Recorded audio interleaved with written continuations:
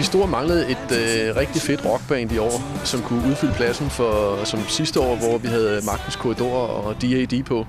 Og så begyndte vi at kigge udenlands. Og der er The Darkness jo et af de sidste årtis absolut største gennembrud fra 2003, og har nu fået et stærkt comeback i 2012 med deres nye plade, Hawkins.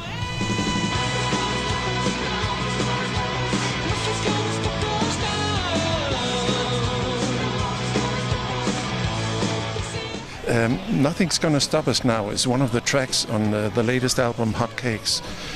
Is that somehow a motto for The Darkness having gotten together again, for having more fun? It's exactly what it is. It's a motto. Nothing's going to stop us now.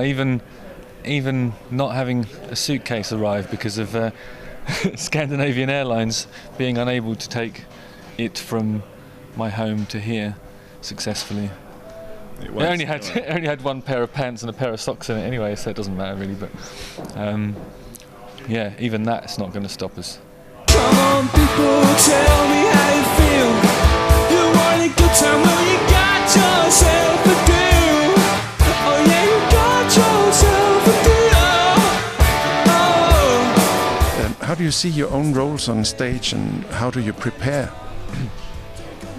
I think that the difference between off stage and on stage is a little bit like Clark Kent when he's working at the newspaper, or Superman when he's kind of responding to some kind of human crisis.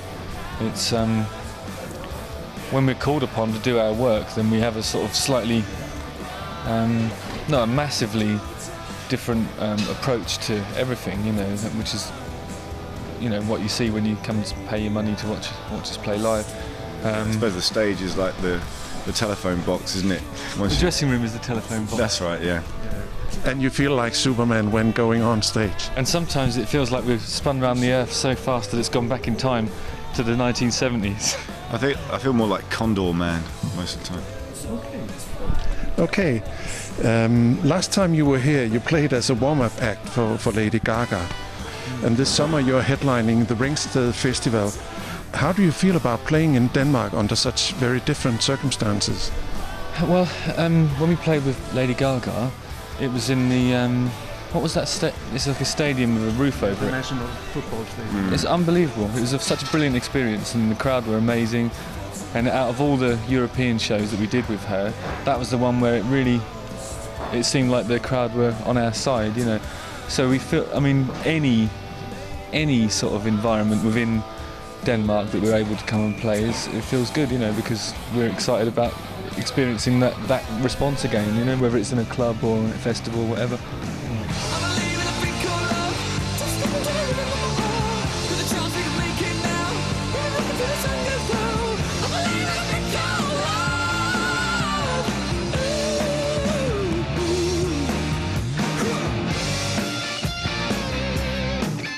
Is it basically any different performing in Denmark compared to other countries, say Australia, USA or England? Is it as fun here? Well, actually, even within the USA, there's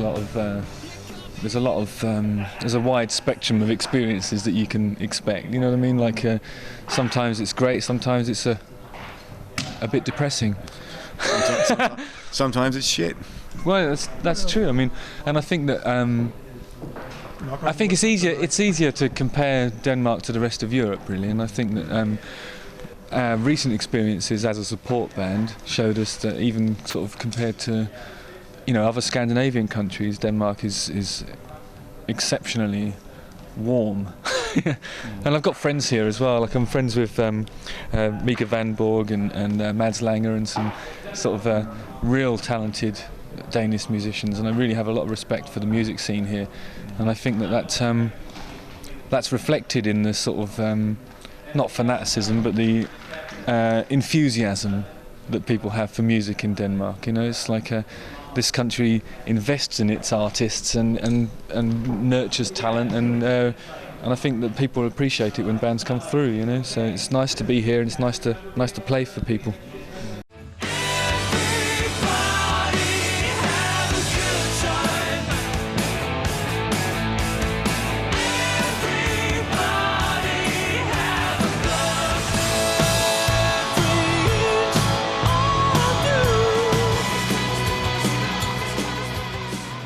my understanding of Danish music is that like it had a very large musical export in the shape of Aqua with the Barbie Girl, and you know, I think that there's a certain stigma attached to Danish music because of that, and I think we can appreciate that.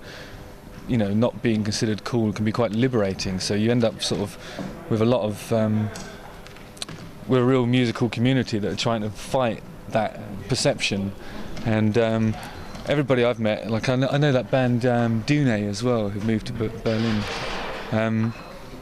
I just think there's loads of really talented people in this country, and it's like such a shame that Aqua's the biggest thing. I mean, I think soon there'll be someone who takes over. You know, I hope it'll be Mads. Actually, Mads Langer, I think is really talented. One of my favourites.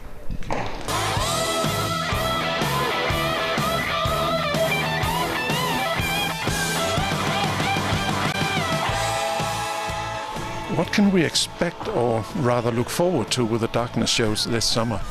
I think it'll be not dissimilar to kind of the show that we're doing now. I mean, when we have like a prolonged period of touring, we sort of hone the set and try and find the stuff that has the biggest impact and, you know, that's most fun for us to play, and I think that sort of translates.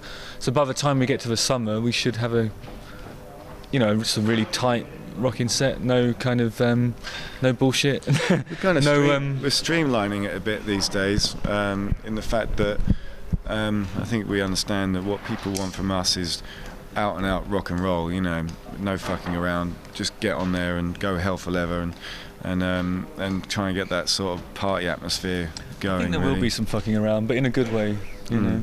Good fucking around, not shit fucking around. Shit fucking is bad. It's a bad activity.